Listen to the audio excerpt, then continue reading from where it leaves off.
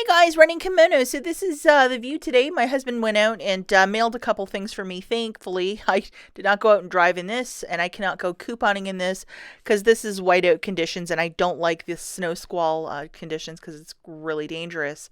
So sometimes it's good to sit out when the weather's pretty bad. But today we're going to be doing a video on some coupon lingo, a video I've wanted to do for some time. And before I dive into it, if you could possibly give this video a big old thumbs up, it helps out with the channel, the YouTube algorithm, and to ensure that many people will see this video. So thanks again in advance, guys. Please give this video a big thumbs up.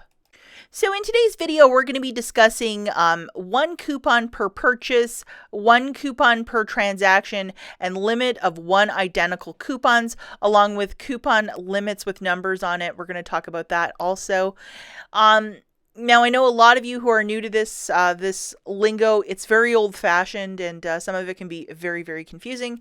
But we're going to just talk about it, deconstruct it, and give you my information that I know of to the best of my knowledge. A lot of you might see it a little differently, but if you look at a lot of this stuff on Google, it's going to line up to what I'm saying. So that being said, I've been couponing for about 10 years, about 8 years pretty seriously, been teaching for 3 here on YouTube. So we're just going to dive in and look at this. Again, do your own homework, do your own research. Don't take me at specifically my word. If you want to research this more, absolutely go for it. I would encourage that as always. But we're just going to deconstruct a couple easy coupons, and then we're going to talk about the theory of it. Okay, so this first coupon is from the February P&G. If you guys bought the inserts, maybe you might have this coupon on hand, and you can pull it out and read it line for line at home. If this is not clear for you, this little screenshot. These photos are from Clip to Save, that website. I just pulled them for the purpose of this video. But at the very top, it says $2 off. And so essentially, if you buy this Downy Wrinkle Guard Liquid Fabric Softener in the size specifications listed, you will get $2 off that product. So that's specifically the amount and what the coupon is good for. Now, looking at the coupon again, as you can see, it says manufacturer coupon. So the manufacturer of this product is P&G, which is the company. And this is the coupon that they're issuing to consumers to utilize to get the $2 of savings. Again, this is some pretty deconstructive stuff where we're going through this line for line. So for more advanced shoppers, this might not be your cup of tea, this video. But we're just going through this line for line. So again, that is from the manufacturer, and this is the coupon that is issued. It is not a store coupon from the manufacturer. Now, if you look again, this is the date. So from whenever you got the insert, say you got it Feb 1st, it's valid till the 22nd, so you have 22 days that it's valid, that you could possibly utilize it. When this coupon does in fact expire is on the 23rd, meaning on the 22nd, which is on a Saturday, you can still use this coupon.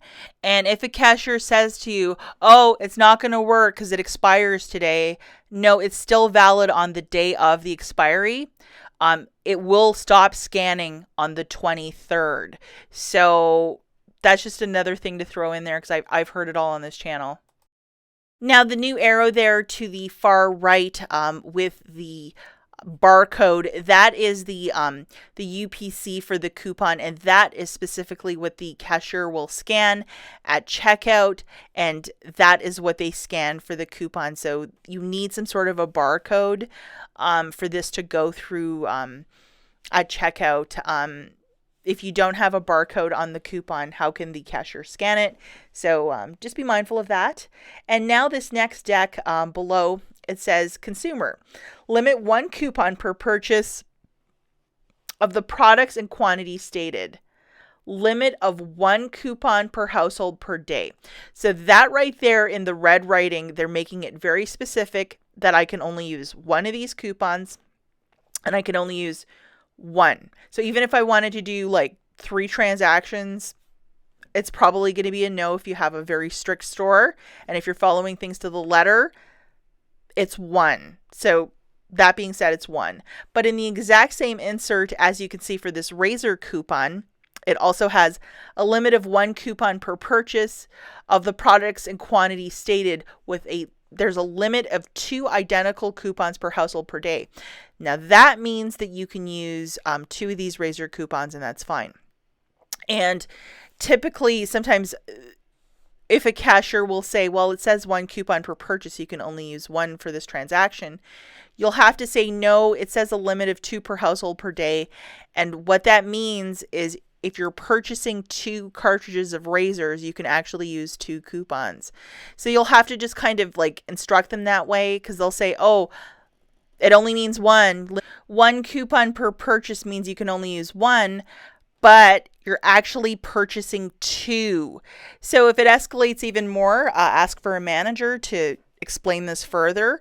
But once they understand that the word purchase and there's the fact that you can use 2, you can actually use 2.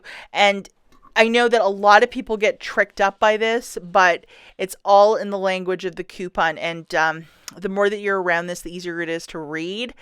But I know that a lot of new hires, they'll take everything extremely literally, figuratively, and they'll just be like, no, that means you can only use 1. And I've seen it so far that sometimes they'll say, okay, well, 1 coupon per purchase means you can only use 1 coupon for the whole transaction. So 1 coupon per purchase. But no, that's not what that means. You're purchasing 2 of those razor cartridges, thus you can actually use 2. So depending if it's a new hire or what have you, you might have to ask for a manager. If it still doesn't, if the cashier still has no idea what you're saying, but you're not, gaming the system. You're actually purchasing 2 and following the PNG verbiage to a T. Now, why the manufacturer says 1 coupon per purchase is just say that I wanted to use that buy 1, get 1 free along with a 3 off of 3 and the $1 off. I wanted to stack all these coupons for 3 bottles of shampoo. Well, that's not allowed. You have to, 1 coupon per purchase. So what are you purchasing and which coupon would you like to use for that purchase? So hopefully this makes sense. You could also use the theory of using an insert coupon with a peely. You can't stack those 2. You have to pick 1 coupon per purchase. So hopefully that's again crystal clear.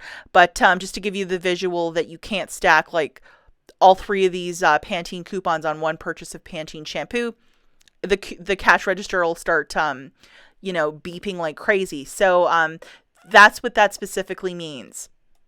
Now, this manufacturer that makes the Garnier and Maybelline, they use this different type of verbiage, and I wish it was universal, but it's kind of not. And it's limit 1 coupon per purchase on product/quantities specified, no more than 1 identical coupon per household per day. Okay, what does that mean? Does that mean that I can use this one and another one? No, it means you can only use this one.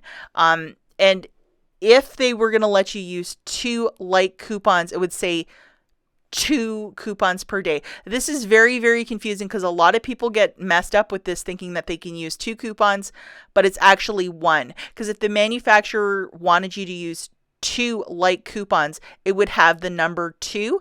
And if you look at a lot of coupons, that's what you'll notice is that pattern is that if you're able to use 2 and it's very strict like this, it would actually have the number 2. Again, this is my interpretation of it. You might see it completely different. But when these coupons start beeping at the cash register, you'll kind of understand what I'm talking about here. But for this one, it's 1. And specifically for these, because they are so strict, that's why they're not in my matchups a lot, because it's a very strict verbiage and I don't want to misuse and cause a lot of problems for people. And then for people to get, booted out in the alleyway of a Walgreens. We don't want that. But I know this one is very confusing. Now, this next example, this is an older coupon for Similac, which is a baby formula. And it says limit of 1 coupon per transaction. Okay, what does that mean? You can only use 1 coupon per transaction. Period, end of story. So you can only use this one. That's it. So if I wanted to buy 2 Similac products, I'd have to do it over 2 transactions. But this is very transparent. You can only use 1 per transaction. This one for Colgate, a little bit more generous. Colgate, Palmolive, they're all in that family. And this one you can use up to 4. So the first sentence says, consumer, limit 1 coupon per purchase of product and quantity stated. No more than 4 identical coupons for the same product in the same day. So you can use 4 of these per transaction. That's no issue. But if you used more than that, the cashier might say, hey, we can only take 4 of these. Back in the Wayback Machine, like the Wayback time, most coupons were 4 per household per day. This one for Revlon does not have a limit to it. It just says 1 coupon per purchase. So say you're going to Rite Aid and you're buying like 5 lipsticks, you could use 5 in a transaction. Some stores, like I know CVS, if the coupon does not have a limit to it, they will give you a limit. Like at some CVS's, it's 2 coupons. If it has this sort of verbiage, they'll just limit you right off the bat. Some stores are like that. It's all dependent on the manager and what they see fit. Because I think in every single coupon policy at every single store, they have a line that says at manager's discretion. So if they only want 2 coupons, if it has like a loose verbiage like this, that might be the case. Okay, guys, I know this video was like a lot. Probably watch it a couple times, especially if you're a newbie. Hopefully it was somewhat insightful, and I will catch you guys in the next one. Bye.